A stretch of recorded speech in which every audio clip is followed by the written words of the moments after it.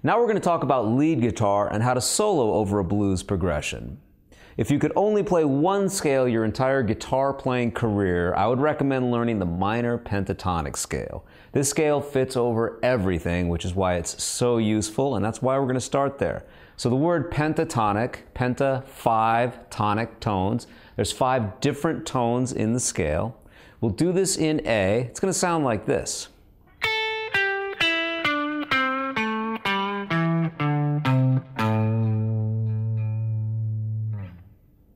I played 5 different tones, although I did repeat some of those notes. Starting off, we'll play A. I played A on the 5th fret of the high E string, and now let's go down the scale. So on the B string, I'll play the 8th fret to the 5th fret, that's G, followed by E. On the G string, 7th fret to the 5th fret, this will be D, followed by C. And then we have the root note A found on the 7th fret of the D string. So far we've done this.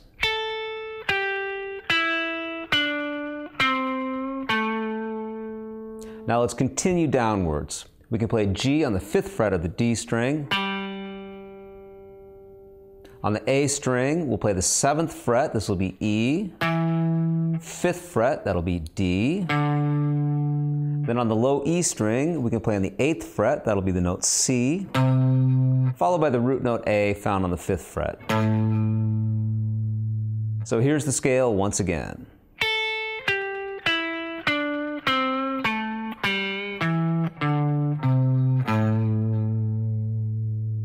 And if we go up and then back down,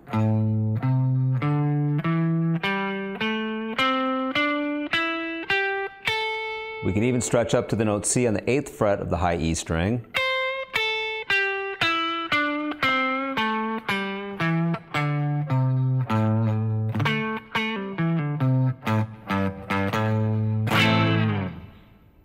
So that's the A minor pentatonic scale. If we were to play this in other keys, we could use the same box shape and simply start in different positions. If our song is in G, I could play a G minor pentatonic scale.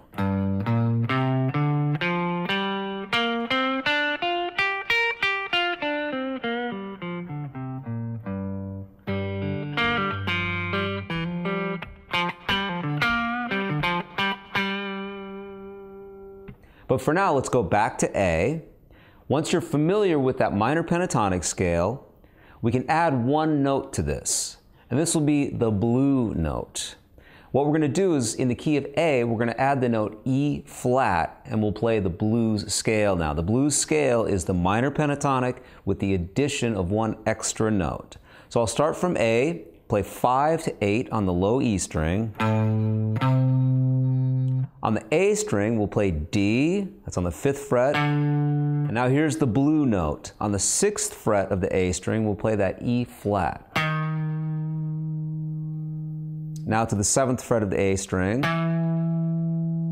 To the D string, we'll play 5 to 7.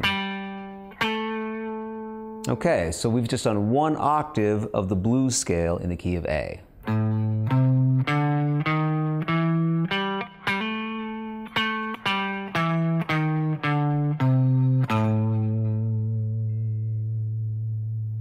Now this blues scale is relatively new in musical history. It kind of came about as blues singers were putting inflections into their songs. You wouldn't find this blues scale being used in classical music, for example, but it became very common in blues. If we continue now on the G string, we can play 5, 7, 8. On the B string, 5 to 8.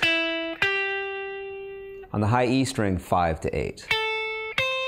And back down.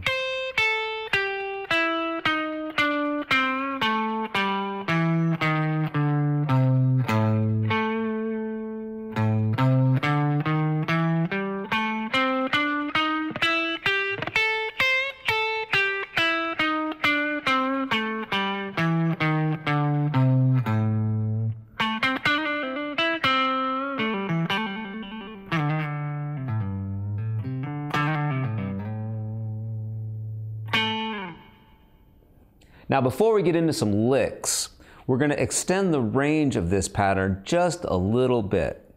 We're going to start off on the 3rd fret of the low E string, and we're going to end up playing on the 11th fret of the high E. It's going to sound like this. So this is the A blues scale with an extended range.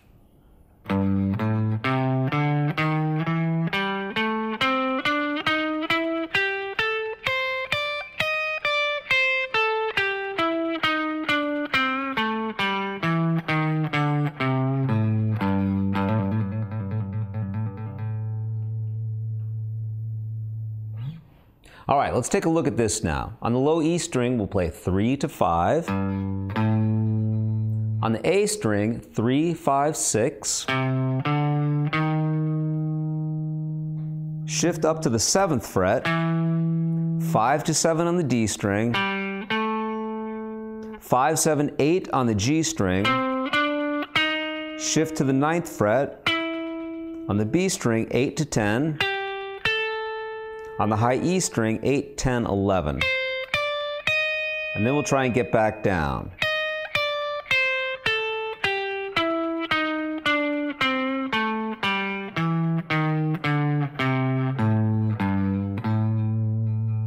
Once again.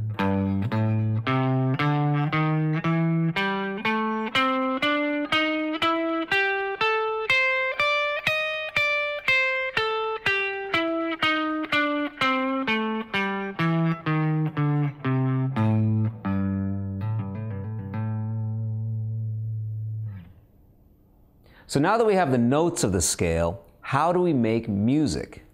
Well, one way is through phrasing. Phrasing has to do with the rhythm of the notes. We want to try and actually say something with these notes now. So when we play with a certain rhythm, maybe even have a breath or a space in between the notes, it can start to sound like music. If I take a certain amount of syllables, let's say I say the words, "My name is Danny." Da, da, da, da, da. I have 5 syllables. And then I transfer those to some of the notes from the scale. Maybe we end up with something like this. Da, da, da, da, da. 5 syllables. And then maybe I'll take a little breath, a little space, and answer this with, "My name is Danny Gill." Da, da, da, da, da, da. 6 syllables now.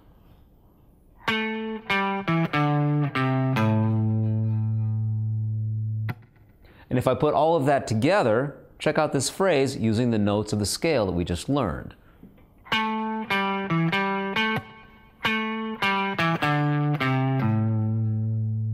And it already sounds a lot more interesting than simply running up and down the scale.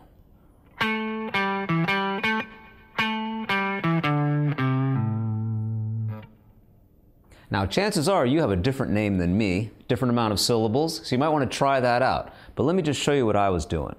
Starting on the D string, I played 7 to 5, A string 7, 5, 7 on the D. And then I answered that, 7, 5 on the D, 7, 5, 3 on the A, followed by 5 on the low E.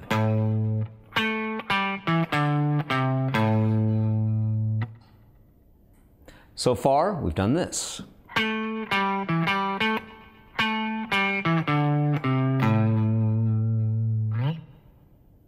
Now we can take the same phrase, maybe play it up an octave, starting on the A and the high E string.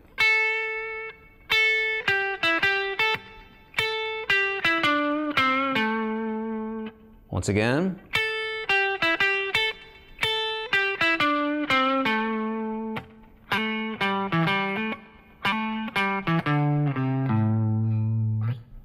So those notes that I was just playing, 5 on the high E, 8, 5 on the B, 8 on the B, back to 5 on the high E. And then 5 on the high E, 8, 5 on the B, 7, 5 on the G, followed by 7 on the D string.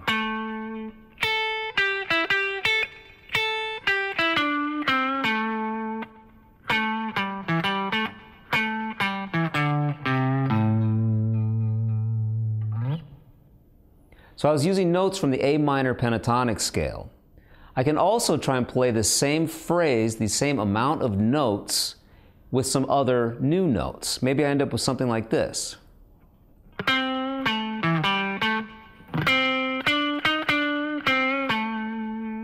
Same phrase, 5 syllables, a little space, followed by 6 syllables or 6 notes.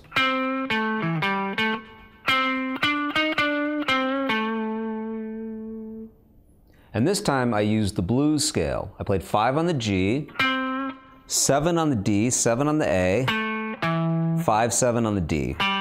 So far. Now to the G string, 5, 7, 8, 7, followed by 5, and then 7 on the D. And here's the phrase.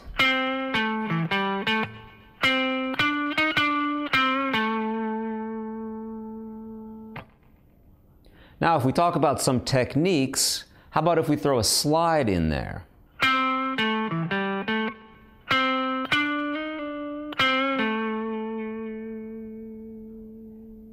So I started off with that same phrase, and now when I get to the G string, 5, and I slide up and back 7, 8, 7, followed by 5G, 7D.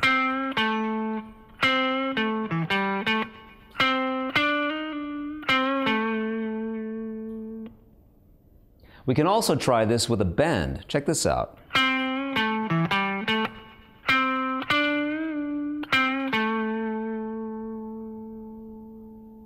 So here I started with the same first half, then 5 on the G. From the 7th fret of the G string, I strike that, bend up roughly a half step, and then release the bend, back to 5 on the G string, and then 7 on the D.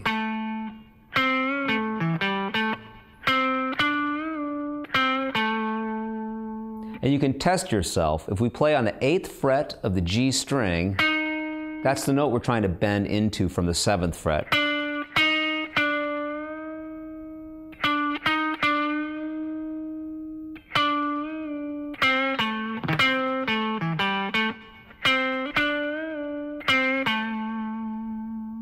So that's a half step bend.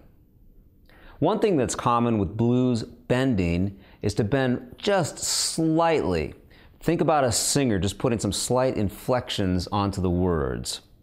I can do this from the 5th fret of the G string. I'm going to bend up just slightly here, roughly a quarter step, before grabbing 7 on the D string.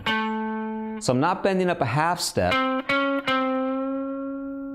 just slightly, just to give it a little something.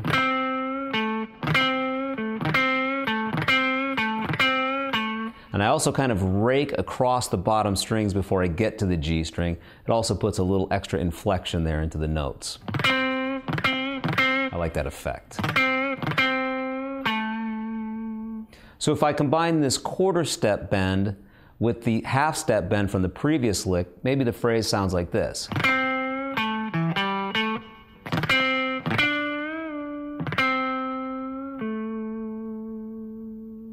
So now it's starting to sound like something.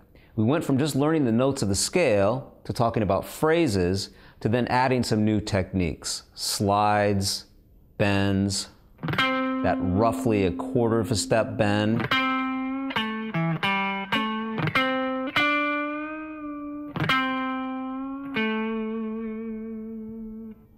And suddenly the notes start to come to life. Sounds a lot more interesting now.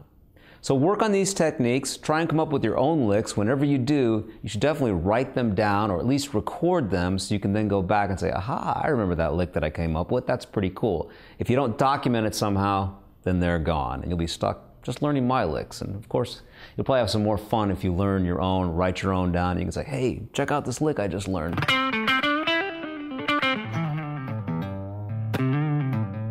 And show all your friends. All right, so if you're feeling comfortable with that, we're ready to move on to our next section. So make sure that you're feeling good with the scales, you got some licks, and maybe take a little break. Then when you come back, our next section will be copying licks.